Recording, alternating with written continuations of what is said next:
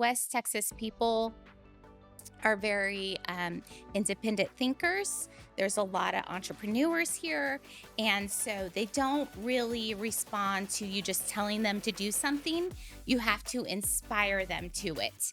And then once you do that, well, they're with you, they're for you, and they'll do whatever it takes to help you win or succeed or accomplish the goal that you set before them. And they've just been just the biggest blessing. And I just love mobilizing them. I love getting to know them and seeing them realize their potential. And yeah, it's been a joy.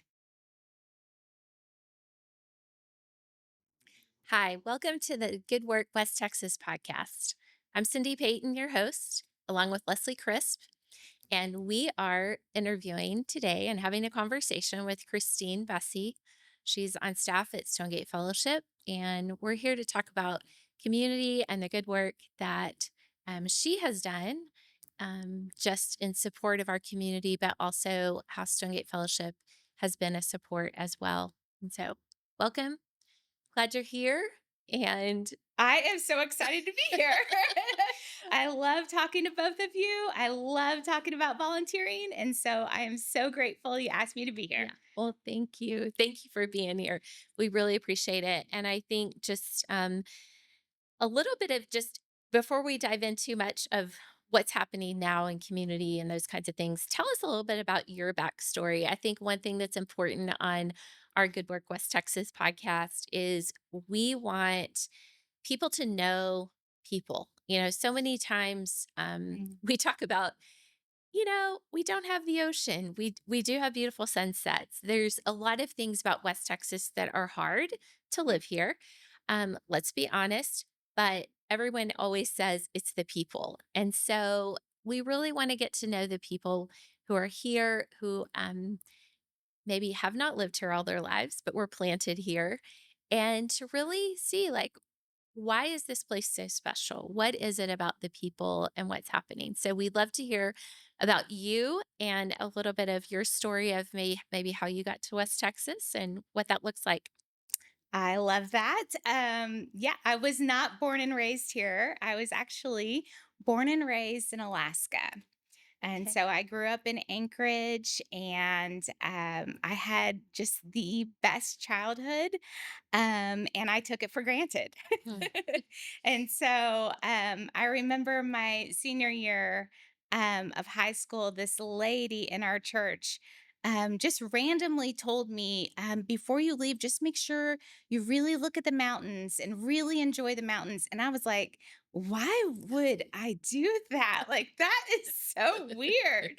Look at the mountains. But she was right. I should have Yes, looked at the mountains. And absolutely. but I was raised in just a Christian home. My parents raised us in the local church, and they volunteered um, in Sunday school. They were Sunday school teachers and choir, and really in just a lot of different ways in the church, and they loved it. And so, because of that, we loved it. And it really helped shape our friend groups. All of our friends' parents volunteered in ministry, and then also helped coach the t-ball team. And so it was just this really great childhood and a great place to grow up, and really fostered my love for serving others. And so I'm super grateful for that. I went to college in Missouri, and as you know, they call them the Ozark Mountains. And I took offense to that greatly because I just thought these are hills, they are not They're not mountains. I mountains. don't know what they're talking about. This is not a mountain. And I remember my senior year, well, before my senior year of college, I told the Lord, God, I will go anywhere in the world you want me to go, just not the South, especially not Texas. Oh, that's funny. And he heard me. And so my advisor had told me about this job in Odessa, Texas, and they were looking for a children's pastor. I was getting my degree in children's ministry, and it was in Odessa, Texas. And I was like, oh, that's cool. And I did nothing with that information for 3 months. And my husband and I, we were carpooling to work. And one day I just happened to mention about this church that wanted me to submit my resume, and it was in Texas. Isn't that funny, And he was like, "You need to pursue that. Like, you need to go ahead and have the conversation. That would be great experience for you." And I was like, "Well, we're not going to Texas." So, but I pursued it, and then that led to a phone call, and then that led to me actually coming out to visit. And there was this overwhelming supernatural common peace. Mm. And I just knew this is where the Lord wants me. And it's funny because now when I travel home to Alaska, every time I'm like, Lord, you want me back? Like, am I supposed to come back home? Yeah. But no, I just know this is where He wants me and this is where He's planted me. And I am so grateful. And I have been just aligned with some incredible leaders, incredible people, and West Texas people are very independent thinkers. There's a lot of entrepreneurs here. And so they don't really respond to you just telling them to do something. You have to inspire them to it. And then once you do that, well, they're with you, they're for you. And they'll do whatever it takes to help you win or succeed or accomplish the goal that you set before them. And they've just been just the biggest blessing. And I just love mobilizing them. I love getting to know them and seeing them realize their potential. And yeah, it's been a joy. So, what was it like for you? Um, let's go back to just that little bit of just volunteering. I love the stories of when we get to hear, whether it was a parent or a teacher or a coach or somebody that meant something in our lives that showed us the path of how serving um, was was just a critical part of being a whole person. That so many times, sometimes you end up thinking that oh, I'm going to help this other person. But in reality, how many times that we're really Hmm. helped and served and feel that um, just that piece about what's happening, and we know we all want to make a difference. So what was it like for you to watch those? What were some of those experiences when you were young that were important to you? Well, I remember just, man, some of my earliest memories were helping my mom prepare for her Sunday school class. And so I was just so little, and she would let me refill the treasure chests of candy and stickers for her class. I got to put out the puzzles for all the little girls and make sure everything was perfect before the kids arrived. And I remember having so much fun Mm, preparing for her Sunday school class. mm, And my parents just modeled such good servant leadership for us because they never complained about it. They loved serving. It was a true joy for them to serve. And so they passed that down to my brother. I have an older brother and myself. And so as soon as I was old enough to serve with toddlers, I mean, I signed me up. I was the first one to help in the Sunday school class with little 3 and 4 year olds. I remember as a teenager having a small group of little girls that I would get to lead, and they were mine to lead. And I loved it so much. And I think serving is one of the few things that you can do where you feel like you got more than you gave. Like you can walk away totally poured out, but you're with your heart so full of joy and gratitude. And there's something that happens when we become other focus. And it's so interesting because even research is starting to prove that it can reduce stress and anxiety and increase dopamines. But there's just something that happens when we become other focus. It's almost like God planned it, right? Like it's his design, it's his plan for us to serve, and he modeled it for us. So, I love that. Love that. When you think about just your journey of coming to Texas, and I think you've been in children's ministry, Mhm. but tell us, fast forward a little bit into some of your role right now. And I know when you said early on you loved preparing and making sure everything was in place. I see that about you today Mhm, because you're a great process person. You mhm, think through all the things. So mhm. tell us how God's kind of formed you in that in your role today Uh-huh. at Stonegate.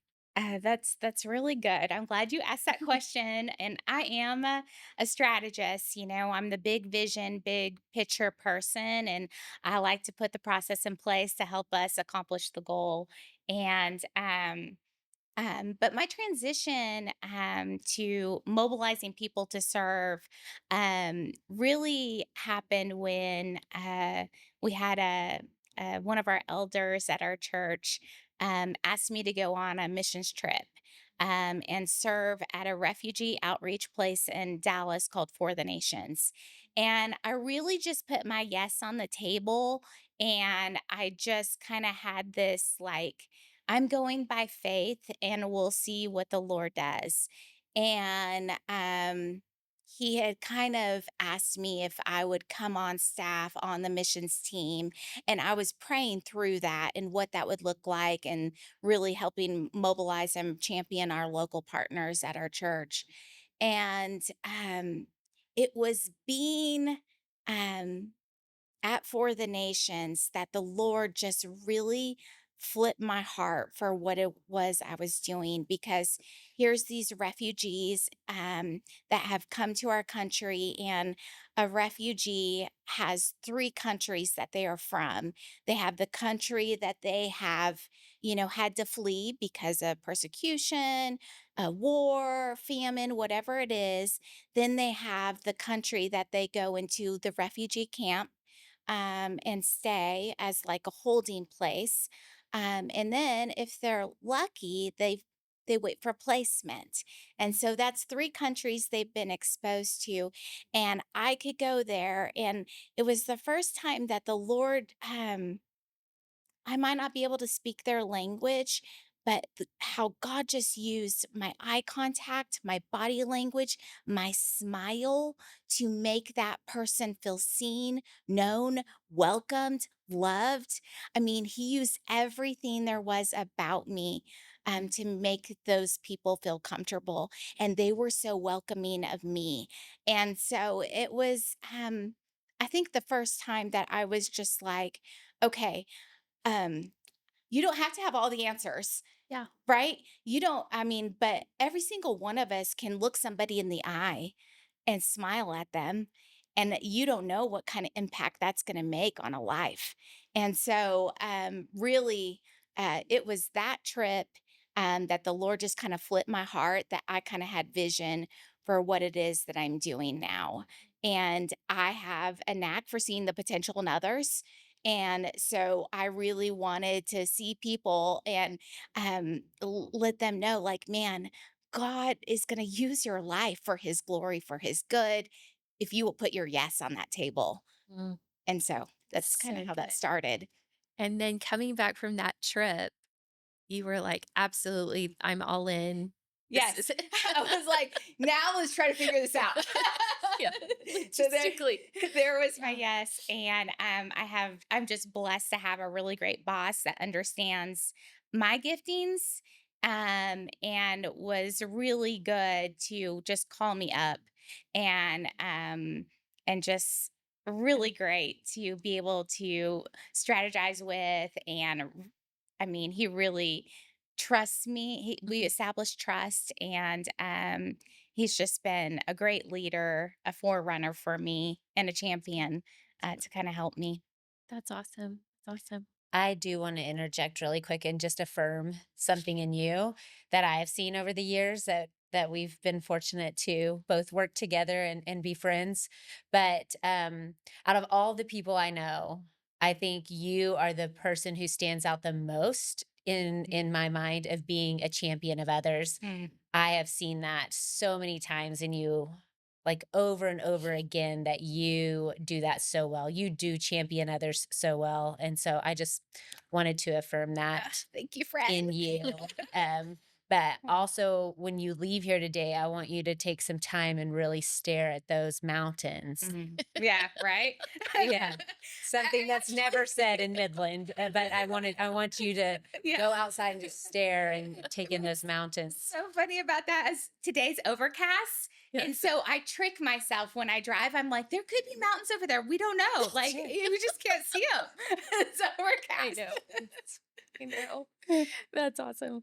No, I totally just agree with Leslie. You know, when we started Every Neighbor in late 2022, I think maybe it was February when we actually met of 23 Yep. and began to talk about you just learning what Leslie was doing, what we were doing in the community, and you were the champion. You immediately saw the vision for what we Mm, wanted to do, and it means a lot mm, because you when you step out and you do something different, a lot of times it's lonely, a lot of times it's scary. right. And so for someone to come alongside and just to say, I get you. I get what you're wanting to do through Every Neighbor to really empower people to say their yes and to make impact in our local community. So Mm, thank you for being that cheerleader for us very early on in what we're doing. And so I want to talk a little bit about just that role of your vision, also just with what you were allowed, provided the opportunity to do through mhm, Stonegate to say, hey, we really want to mobilize people outside the four walls. mhm. What does that look like? What's that tension there? Yeah, so at first it was really interesting because I did children's ministry for about 20 years. So I went from something that you're kind of an expert at to, oh, I know nothing now, and I really had to learn what it is that we were doing, how I add value to our team, then how can I help mobilize our church family to serve. And so uh, I had to kind of look at who are we aligned with, and to really get to know them and to establish relationship. So that was first for me. I have to have personal connection, and I wanted our local partners to know, like, relationship with our church family is more than just funding. Like, with us, you get advocacy, you get somebody that's going to champion your cause. And you get good communication. And so I really kind of wanted to reestablish our footing with our local partners and figure out who they were and what do they do and what are your needs and how can we kind of come together. I'm a good advocate with what I know. And so if you can cast a compelling vision to me, well, then I can help champion that. And really, you just have to whisper a vision to me, and I can kind of help inspire others to your cause. And so, really, it was learning first, and then it kind of came together for me of, okay, I see how we can mobilize, and with the tool of something like Every Neighbor, that's kind of how we aligned. I was like, oh yeah, I get your vision. Like, I see how we can kind of help take out some middlemen and make it easy for people to sign up to serve, to be involved in their local community. And so I loved your bravery, your courage, and I knew what you were trying to accomplish from the get go. And so, but it all started with relationship with me. I can't really, it's hard for me to advocate or even know what we're talking about until we first have good relationship. And so good communication. And I had to work hard at that. And I've worked hard at that for about 3 years now. And I feel like I'm just now starting to see some of the fruit of that. When I email a local partner, it's not like, who is this girl? Now they're like, oh, I know her, and or if they have a need, I had a local partner reach out the other day and they were needing some bilingual Bibles and some English Bibles. And I love that request. I'm like, yes, we can help with that. Let me see if we can get you a couple cases of Bibles. And so I'm grateful now that we have a strong enough relationship where if there is a need, that they would reach out to our church family to see if it's something that we can meet that immediate need. I'm grateful for that. Or if they need volunteers for a certain push, that they would reach out to us and let us know that. But that was work to establish that Yeah. from the get-go. No, I love that because I feel like it goes back to the importance of relationship, the importance of just connection in the community, and really transparency. Because we talk to a lot of people, and Midland is blessed with so many nonprofits. Mhm, Um, and I was looking at some data the other day that it was somewhere between 1,100 to 1,300. Now, I've heard 1,300 for a long time. So, but when you think about that and you do take away churches, booster clubs, we're talking about just people that are directly meeting a need like poverty or foster care or whatever that looks like, medical care, mhm, different pathways. We still have so many, and so to build those relationships with people in our community, I think it's so important because where do people choose to go? How do they know that their time and their investment is really being utilized? And so mhm. thank you for doing the hard work of that. We have a lot to go, Yeah. honestly, in that. Tell us a little bit about when it looks like the tension of when you have a church. We have lots of churches in our community, but sometimes the feeling is we need to take care of our own. Mm. But what's that mindset shift that makes it important for us to look outward and for us to be that leader in other people's lives to look outward?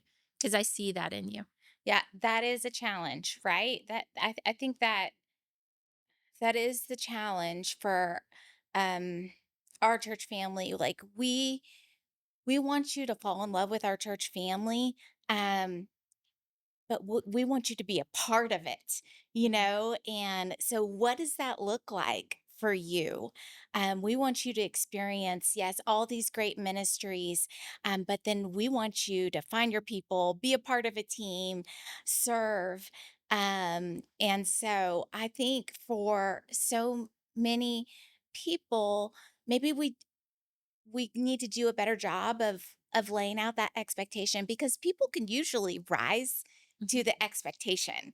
And so if we could clearly communicate like we are going to be a part of this, and here's why this matters. Here's the why behind the what, and let us help you inspire them to it. If we could do a better job of that, then I think we'd get a lot more yeses on the table. And it really, though, is kind of that step of faith of saying, yes, I'm gonna go serve in that cafeteria, or I'm gonna go serve that meal, or Mhm. whatever it is, to say, like, hey, I'm gonna try this Mhm. and see how it goes. And what we're finding is people are kind of finding their friend groups, their community. It's a joy. They don't miss it, and I think we were seeing that with some of our local partners. We have these friend groups that'll go and serve every day at Tuesday at noon or whatever it is. And that's really exciting to see and watch. Mhm. Absolutely. I think there is always a tension from being on staff at a church for a long time.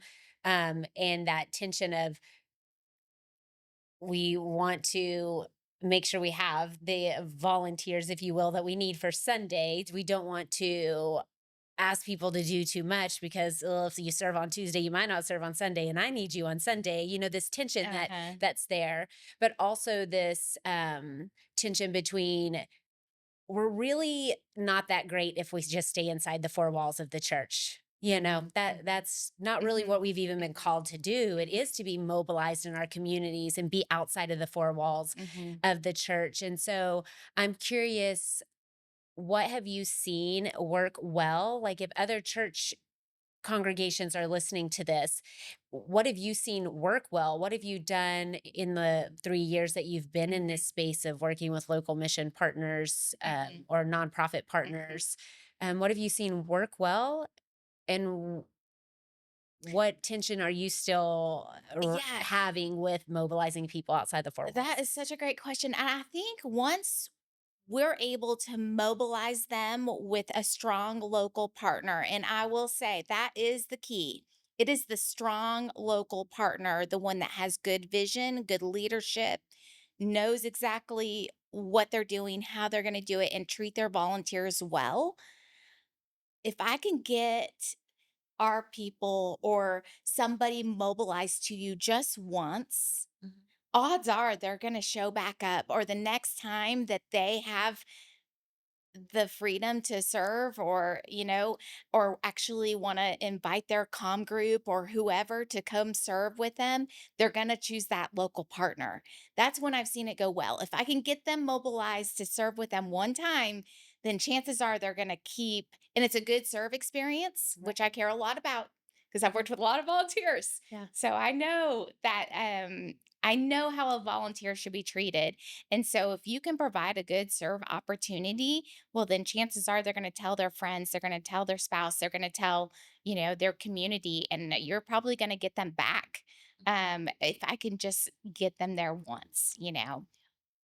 We really want to help people understand that just that one time can make a difference, that to have that great experience, it means so much. And for the volunteer perspective, um, you know, our plates are full, life is busy, we have Mhm, families, we have jobs, I'm mhm, thinking from those things that we hear, among people. And so it feels like there's a lot of barriers sometimes mhm, to actually show up, mhm, but it's more than filling a spot. And I think that that's what I want people to hear, that it's really about that showing up and continually showing up and making sure that you're providing, like, you're allowing community to happen and mhm, in those relationships. And because that's where it's really at for us. We want to give back in the community and provide that opportunity. And so I appreciate just that vision to see outside the four walls and you guys be able to mhm. provide that pathway for people, to break down those barriers. So, is there something that you would say has been an experience with a local partner that eh, people have come back and said, "Wow, I did," was there an experience that you could share or something that was just life changing for them, honestly? Um, yeah, I'll go back to my experience at For the Nations, Okay. in Dallas, which is where For the Nations is. It's a refugee outreach place, and they help teach refugees ESL. And from that experience, and I've probably been 10 times. I love that place, and but from that experience, we came home, and when we were asked by somebody in the community about ESL. We had a bunch of Chinese refugees that had come to Midland, and they were needing ESL. And I got the phone call about that. I think had I not been to For the Nations, I would have said, "Oh, let me find out who's providing ESL." But instead, I was like, "I think we can pull off ESL here at Stonegate." And really, we started that ministry, and it has grown, and we have all different kinds of people from all over that are coming and learning English as a second language. All the while, we're still teaching them the gospel. That was one experience of going to serve at a local nonprofit that then Mhm. snowballed into a ministry that we now provide at our church family, which, I mean, only the Lord would have just aligned us like that, and been the forerunner there. So, really, all that to say, you never know. Like, you just never know what how the Lord is going to use that serve experience to impact others. Maybe that day, but you have no idea what that future is going to look like. And even going to the grocery store now, if I hear somebody speak another language, I am the first person that is like, I want to smile at them. I want to make them feel comfortable. I want to make sure I have eye contact with them because chances are this grocery store is traumatic. Like, this is overwhelming, and I remember doing this around the holidays. I could tell this lady was overwhelmed, and she was overwhelmed by our culture. And I remember making eye contact with her and smiling. And she just kind of looked at me with like a knowing. And I was like, yeah, I see you. Mhm. And she left the grocery store and I was in line. And then somebody tapped me on her shoulder and she came back and she couldn't speak English, but she was just telling me thank you. Like I knew what she was doing. And I was like, yes.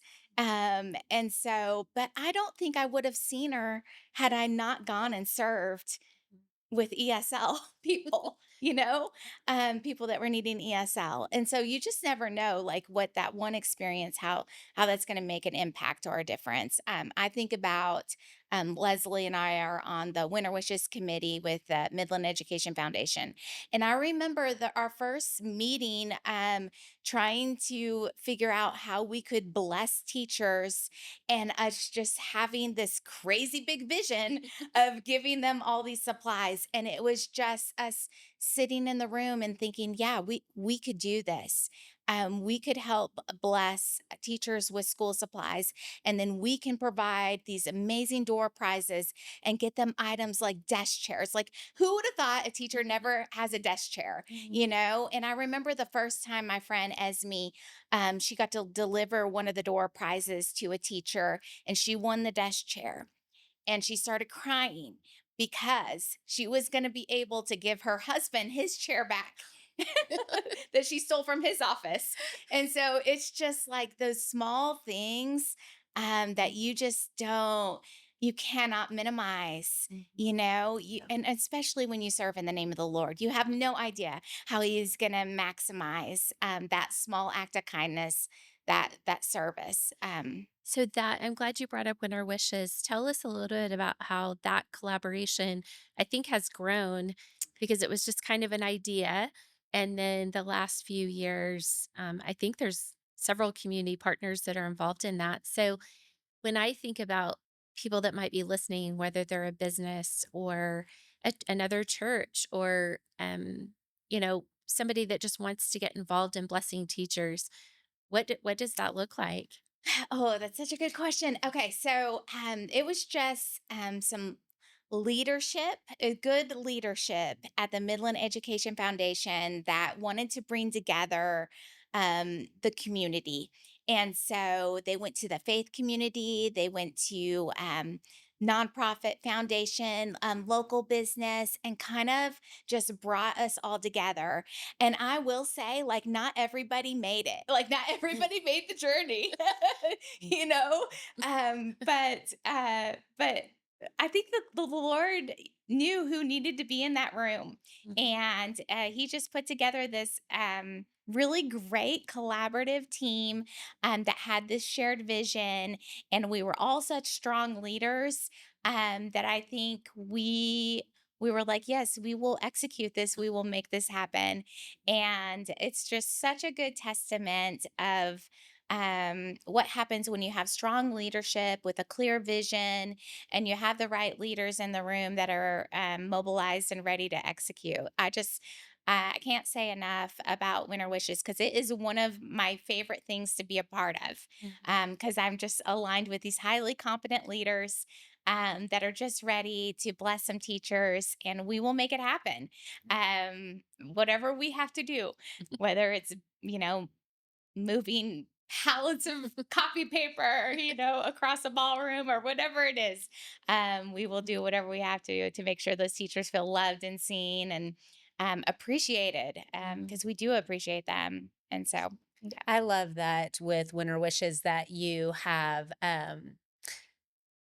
businesses, and I don't want to throw churches in there in this category, but you probably could, that could, on the day to day be in a competitive space. Right. You know, we've got these major oil companies and they're technically competitors.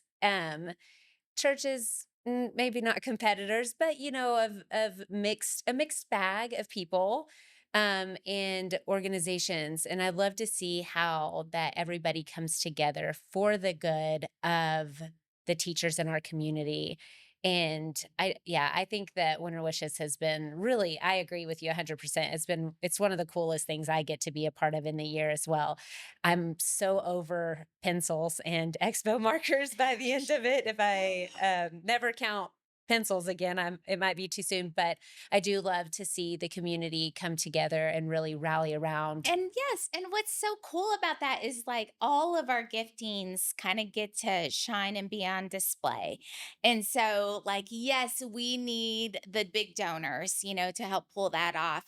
But like my help of mobilizing volunteers, like, let me bring that to the table and help in that way. And then you might have somebody else that is like going to send out all the teacher surveys to actually find out what school supplies teachers are wanting or needing.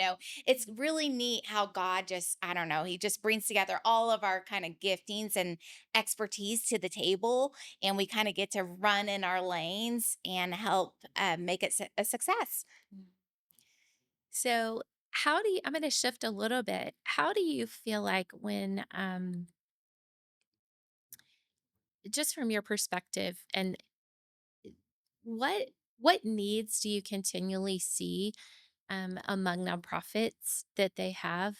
Um, because you've built relationships with them, but what are those things that they keep maybe letting you guys know? Hey, these are our needs. What do you see happening in the community right now? Um, just what are their challenges? Oh, well, they're all so different. So yes, some of them do need volunteers. Bilingual volunteers is a big need for a lot of them. Some of them have outgrown their space.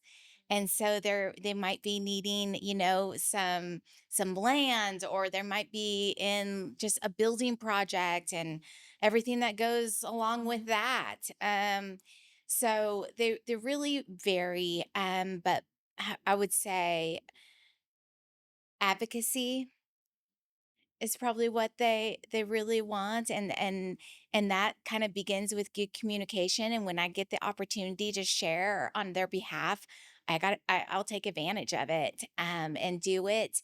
And volunteers, I think they're wanting the volunteers that are faithful to, that they've trained and equipped, and that will come back and bring their friends. And but that all is part of that providing that good serve experience. Um, and it's just so special when the faith family is mobilized to serve in the community because they are the vessels of light and hope. Um, and our church family has a great reputation. And so when our people show up, I mean, you are getting a really great leader that is showing up to partner with you. And I think our people are just some of the best servant leaders there are. And they really understand how to be other focused and to really see people. And I think they are good at wanting to know people, and people should be known. Mhm. And so they do a good job at that. But I would say, yes, some of them need volunteers. Bilingual volunteers is probably the biggest. Yeah.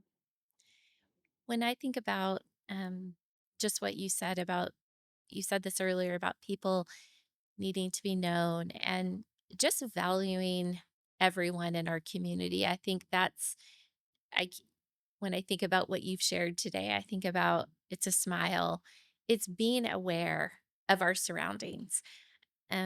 Who is God placed in our path? What's this skill set? Maybe I don't feel like I have a skill set, but I surely can make a smile, I mean, it's the small things, I think, that just creating that awareness of people that are around us that are hurting. Maybe they're new to our community. I mean, we haven't talked about that, but we do live in a community where new people are moving in, and we know that those times of transition can be hard. And so we we know people are going to find that community somewhere, um, at a church, at a bar, at a rent. I Mhm, mean, there's lots of different places that people search for community, mhm, but I think one of the ways that I feel like that can be found as well is serving alongside people. And when I look back at my story, I feel like so many of the relationships that I have are from people that I served alongside. mhm, And so I think those are just lifelong endeavors that I think we sometimes minimize, mhm, that really it can make such a difference in our community just to be aware and to know that um, we can be that salt and light mhm. in the community. So maybe last question, what what would you say if you were thinking about West Texas as a whole and just wanting 5 years down the road, 10 years down the road, what would be the vision that you would want to see? What's your dream in that? Well, that's a big question. uh, well, I think I would hope that, um, that we could help families, provide families with good serve opportunities. Um, I feel like my childhood benefited from that. And I think when you can provide families with these great serve opportunities, to be mobilized to go serve. I've seen this within my church family.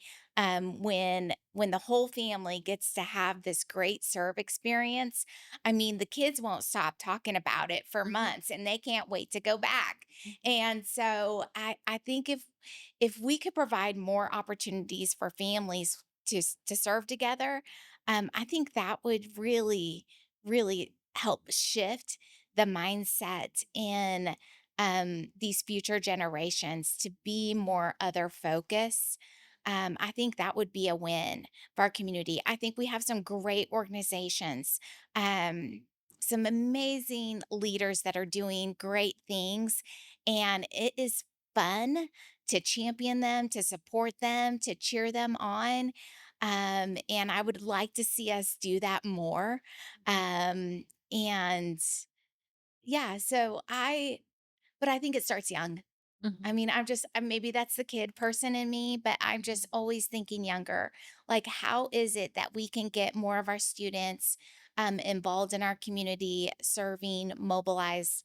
And what does it look where families can serve together one weekend or one weeknight and do it together as a family?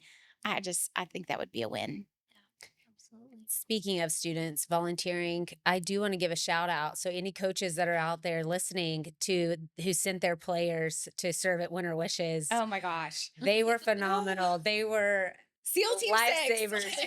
Yes, we were so grateful for those students. I completely agree with you. They were really rock stars of the teams that came to serve. They really helped, and I'm grateful for those students. I also want to say to the lady in the grocery store, if she's out there listening, you are not alone. I Mhm, speak the language and mhm. I feel that same overwhelmed feeling every time I'm in the grocery store. I can read the labels and I still feel like, what is happening in my life? So if you see me in the grocery store, Christine, Yeah. give me a smile. Give me a smile. I'm desperately needing it as well. Yeah. But isn't that just a small way to serve Yes. somebody, Mhm. and each and every one of us can do that every day, you can control your body language, your eye contact, your smile, just waiting in a line with somebody, you can be special, somebody special to wait in line with. Yeah, just those Yeah, little small acts of service, you have no clue what yeah, that can mean to somebody. yeah. I think it's the barriers that we always want to make up that Mhm. really maybe aren't there. You know, Yeah. I mean, we make it so much harder than what it really is. And Yes, I was very intimidated by other people groups before I went to For the Nations. mhm, Um, but man, they were so welcoming of me, and it just really took that intimidation away. And so they're just people trying to figure out the yeah, store or the city or the post office, mhm, um, yeah. and I can help And them. it just means opening our eyes to that and seeing people for the humanity that we are. We're all Hmm. trying to figure it out. And so I love that. Thank you for sharing so much. Thank you for what you're doing in the community. And I've Yeah, absolutely loved just getting to know you these last 3 years and appreciate everything that you guys are supporting for us and for the nonprofit community. So, anyway, it's thank my you. joy. I All love right. you both. We love you.